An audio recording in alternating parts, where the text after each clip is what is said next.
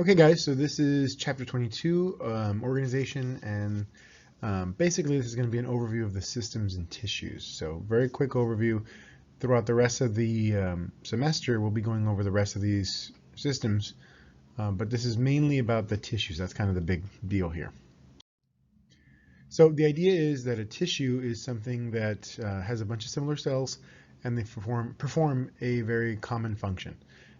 These end up organizing into an organ, and then into an organ system, and then organism. So that's an important thing to understand here. The fact that when we're talking about these, we're basically talking about going from one to the other, to the other, to the other. And you're going to see that as we go through. So here we start from the beginning at the cell, right? Down here is our first level. And then from there we go into the tissue, which we'll go over the types in just a bit. And then we go into the organs, and those organs all come up to perform a certain function, whether it's maintenance, whether it's reproduction or something. But it ends up being a total system. And then it ends up making the entire organism. So there are four big groups of tissues to know. There is epithelial tissue. That's kind of the main overview, but they end up doing a lot of the covering and the surfaces of the bodies, of the body cavities as well. And then connective tissue is going to be the binding stuff. So that's going to be a lot of stuff like your tendons, blood as well. And then you got muscles, which do the movement and all the parts involved. And then of course, nervous tissue, that's the one that does not get broken down to anything else, but it's basically just the nerves conducting impulses through the body. So there's different classes, you can see them here. These are the different issues. So in the connective tissue up at the top here, top left, you've got all of your bone, your blood, your adipose tissue. Your muscular tissue, you've got that skeletal, cardiac, and smooth group. Okay, that's all that stuff right there. And then down here, epithelial, those are basically designed by shape. So columnar, squamous, cuboidal, you'll see that. That's all about how they're shaped. And then the nervous tissue is unique because it's just nerves. It's just the neuron in charge there. So we'll talk about how those work briefly. And again, like I said, all of these tissue types will be revisited over and over and over again in all of the systems we go over. So the epithelial tissue is basically just the lining of the organs. Okay, it's the lining. It's where everything is covered. And so this can be the surface of the body. Most of the time it's a cell layer thick or two at the most, okay, if it's squamous or something like that. But some will have thicker cells or layers later. That's like the skin. You'll see that in just a bit. But these are defined by their shape. So squamous means flat, right? So when you see cells that are kind of like, like that, those are more flat. Cuboidal are going to be more big and cubed. Okay, and then columnar are going to be, kind of long and tall like that. You're going to see a lot of those. Okay, and so again, all these can end up going together to make glands or organs. And the glands themselves are just basically like organs, but they produce and they secrete something, like the adrenal gland that secretes hormones, and it's a little piece of tissue hanging off of the kidneys. So here we have the epithelial tissue. Those are the squamous ones. That's the ones that I mentioned looked flat and kind of squished, so much better drawing than mine. And then we have cuboidal cells. Those are the ones that are more kind of wider and round, but they are more cube shaped. That's why we call them cuboidal. And then over here we have columnar, which are these just longer cells kind of standing up on themselves. Okay. And then over here you have what are called pseudostratified. So these look like they are layered, but really they're just these longer cells, kind of like the columnar ones. So even though it doesn't have layers of cells, it's just meant to look that way. Those you typically find in your trachea. They have those little cilia on them to help them kind of get your other things that get caught up in the throat and stuff like that. So And then the epidermis is your truly layered version of the epithelial tissue. It does have layers because it needs to be able to protect us from the outside world. It has keratin inside, which is the same stuff that you find in your nails. And it helps the skin from drying out, allowing for injury to happen to the skin instead of the organ or the tissues below. And then, of course, it stops pathogens. So if there's ever any bacteria or virus or something trying to get in, the skin is your first line of defense there. The good thing is that it's constantly renewing and making new cells, but the bad part about that is that it can be cancerous if it gets out of control. And so there's the examples of the skin and how, our skin is not much different from the skin of a lizard or anything else. It's just a matter of which layers are thicker and which layers are, in fact, more keratinized, which that's what happens with the lizard skin. They're much more keratinized. And so first group amongst all these others is going to be connective tissue.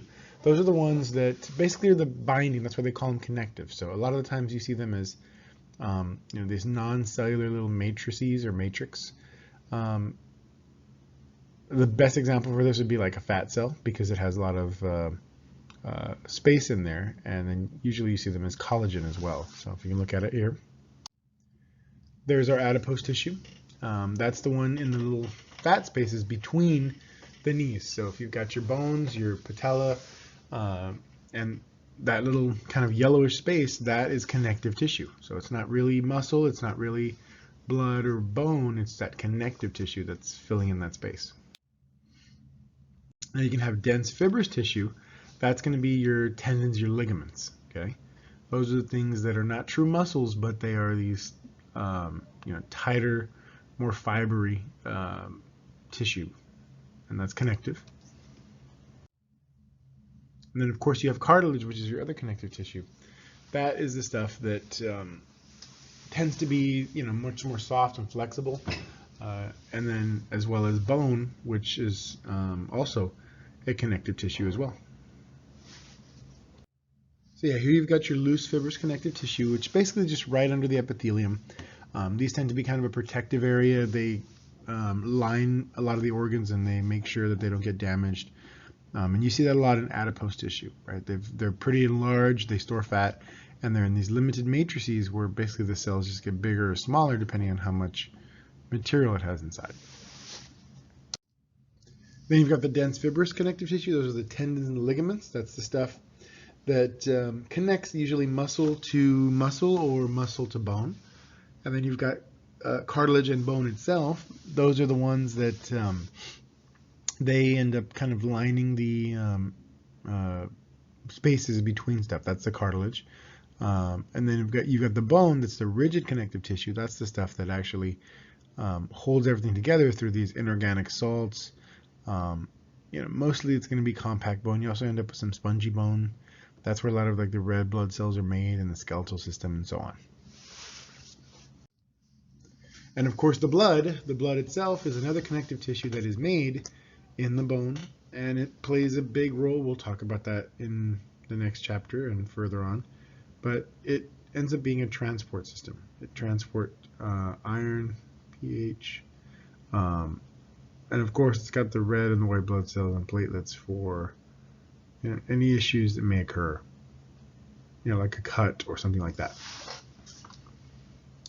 And here you've got a diagram that shows what this looks like in real life. On the right, that's the actual slide. On the left, you see kind of the diagram to make them more clear. And you can see how the white blood cells are much bigger than the red blood cells. The red ones tend to look kind of like that little donut shape that we're used to, that flattened inner portion. And then the platelets are kind of these small little chunks in there. They don't look very important, but they are there in case there is a cut or a wound and there needs to be a clotting of blood. And then, of course, you've got the muscular tissue. There are 3 types, right? These end up working with the nervous tissue as well as with the skeletal tissue, with the skeleton, because that allows for movement of the rest of the body. And so there's 3 types. There's skeletal, there's cardiac, and there's smooth.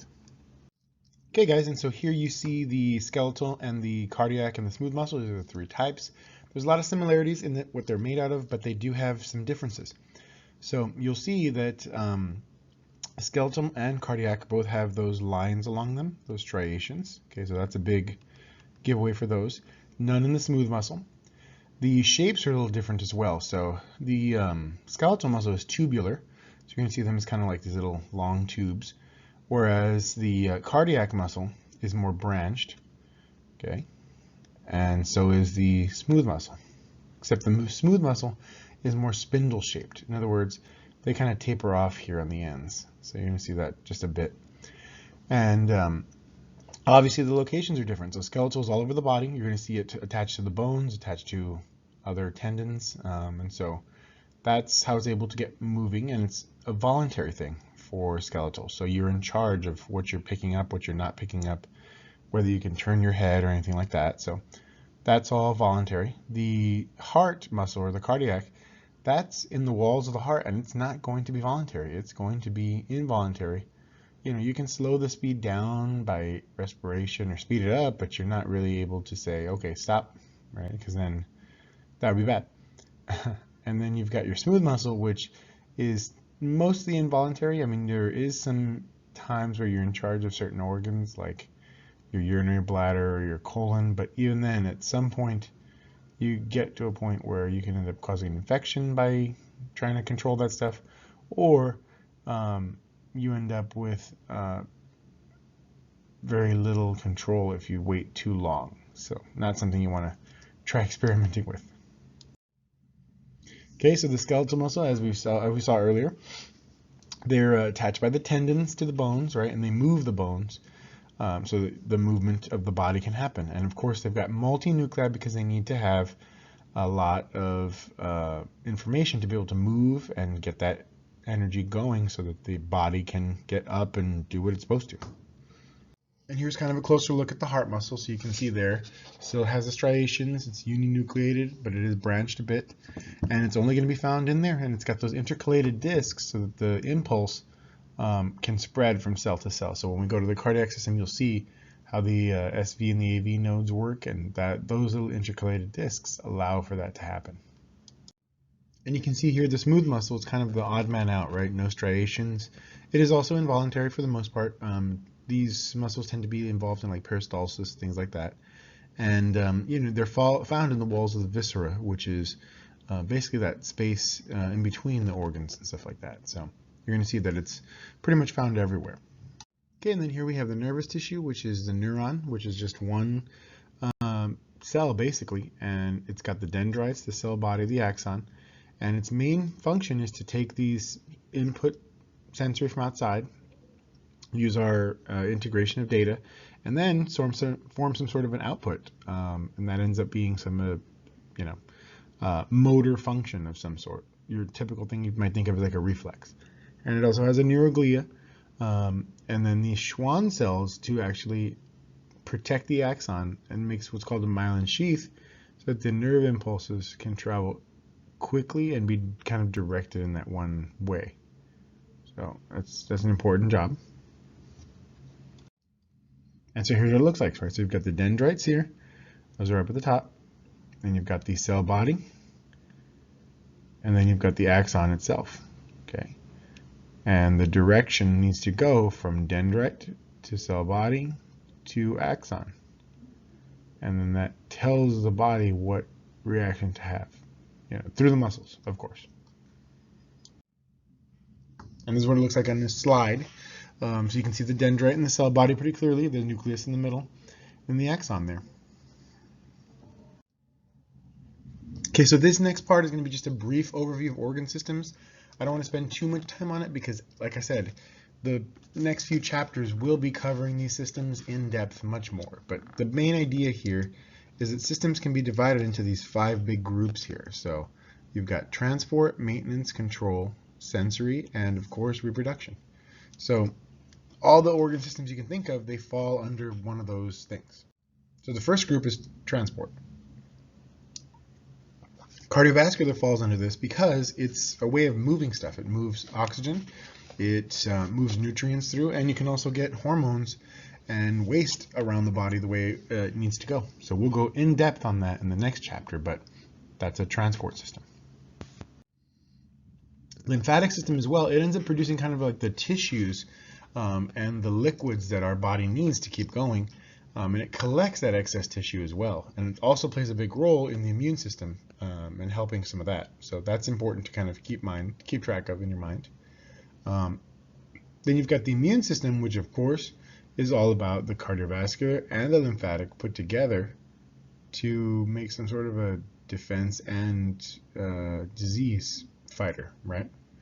And again, that ends up having to be the thymus as well as the spleen, which is on that picture there. So the not top left, but the upper left quadrant of our model's arm there, or body.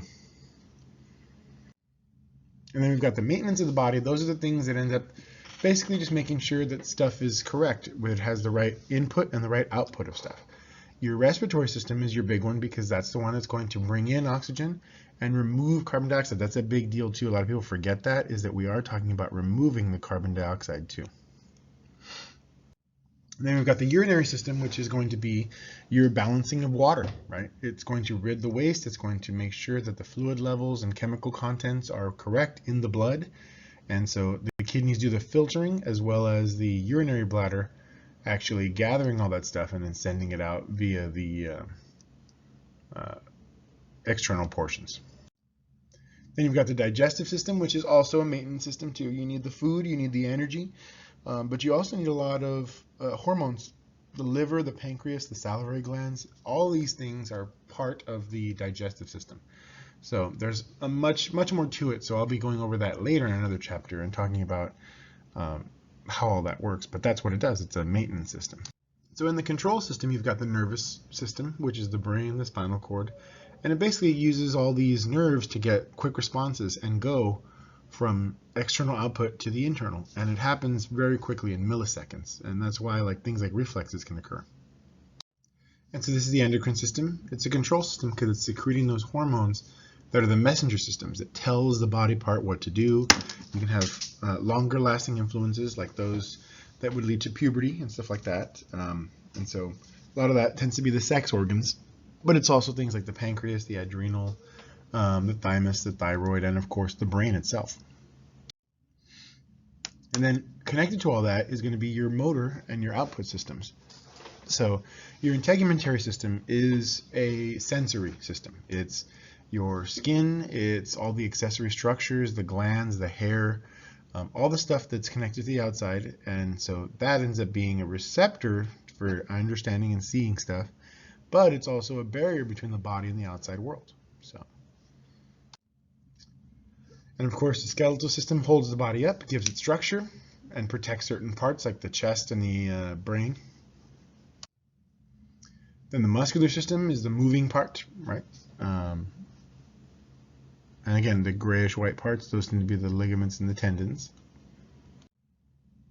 And then reproduction itself, that is an external and an internal thing, but it basically ends up producing the gametes that can then recombine to make the next generation. So we'll talk about all those parts and all the different things in another chapter. So why do we have all this stuff? The whole point is for homeostasis. The big idea is to make sure that everything stays in balance. Our body needs to have a certain level of things for it to be working, and that's what homeostasis is. How do we get back to those levels to keep things going? So for organs, they have to interact with their environment, and depending on what their environment needs, they might ask or do something else that is required. So, sometimes you need, for example, sugar in your brain to be able to function and think properly and make sure you're awake and working like that. And so that's something your brain may need, and then there's other systems that get it to the brain, right? Obviously the brain's always pumping blood, but at some point in the body, the blood may have dumped, certain hormones that are needed, and then the body will then react. And so as you can see, we're used to seeing every system separately: digestive, respiratory, cardiovascular, kidney, urinary, everything, right? Well, what this is trying to show is that all of them work together to maintain homeostasis at some point. They're not doing it to make it a one job thing. Everything is interacting. It all interacts with the cardiovascular, and that sends stuff that needs all the organs to live and so on. So it's not something that just happens by itself. And so one thing I do want to point out is something called negative feedback. You're going to hear this a lot as we go through these systems. But the idea is that you end up with some sort of a sensor, right? Something that detects a change, and then the control center that either gets that part back to normal or sends something out that will get it back to normal. So for example, if your blood sugar goes too high, your pancreas recognizes that and it starts to secrete insulin. The insulin then uses that to get the sugar away and down so that you can get back to normal. So that's the big deal with the negative feedback loop. The idea is you're trying to get back to normal. So that's something to keep in mind. If you can keep that, the rest of this makes more sense. So what this one's showing us is that if there's a change, if let's say there's something of too much, right? Too much blood sugar, that's the stimulus that's going to cause that change, and it's going to send it to the control center. And in the control center, that's going to start some sort of a response. That's the effect. The effect is going to cause it to go back to normal, so we're good, right? So that's going to be your basic negative feedback mechanism. So here's an example of room temperature, right? In the north, if you live in a place where you have to deal with cold temperatures, then what you need is a furnace. So what they do is, if it gets too hot in their house, their furnace will have a sensor and a control center on their thermometer, and the thermometer will say, hey, it's higher than where we had it set, so it won't turn on. And that's going to be your loop here on the left. Whereas on the right, if it's too cold in the house, the stimulus is the cold. The sensor and the control center realize, hey, we're below the temperature we're set, so then it'll turn the furnace on, and that will cause the house to heat up until it's done, right? For us, think of it in the opposite, right? Most of the time for us, we're not dealing with too hot or too cold, we're dealing with too hot, and that can be the opposite effect. So here's what it looks like in the body in the next slide. Okay, so if you've got your body temperature and it is supposed to be set at a certain point, but it is ending up below normal. Okay, so your body temperature is a little low. In that case, what it does is the stimulus gets in control of or sends some sort of stimuli to the brain, and the brain interprets that data, and the data sends a little message out to the body, hey, we need to do something about this, and that's when it'll fix the problem, usually through shivering, right? And then the opposite happens on the other side. If it's too hot above normal, then you're going to end up with effect of releasing sweat from the glands. And then, of course, the whole point is to get things back to normal. So, that's a quick overview of all the systems and the homeostasis in tissue, but you'll see a lot more of this in detail as we go through the rest of these chapters.